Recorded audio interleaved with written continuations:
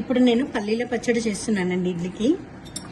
దానికి 1 స్పూన్ పండు మిరపకాయ తొక్కు, పండు మిరపకాయ పచ్చడి, అండ్ ఇందులో పల్లీలు, కొంచెం జీలకర్ర వేసి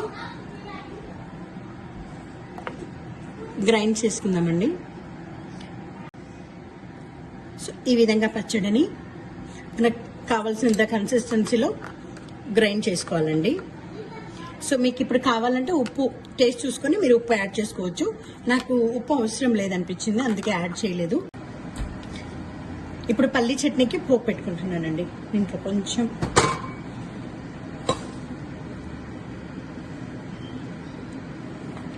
ఆయిల్ వేసి కొంచెం వేడైన తర్వాత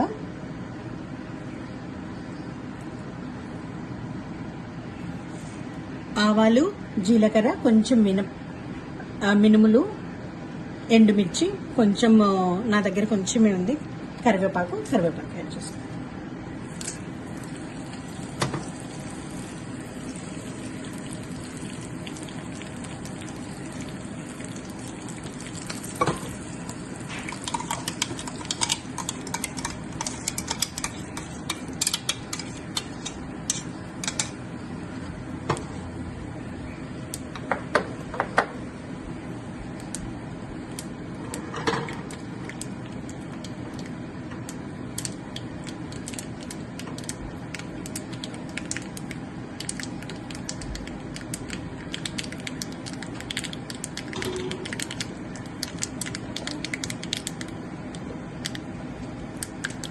పోపు అయిన తర్వాత chutney,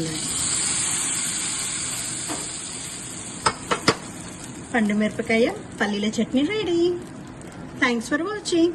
please like, share and subscribe.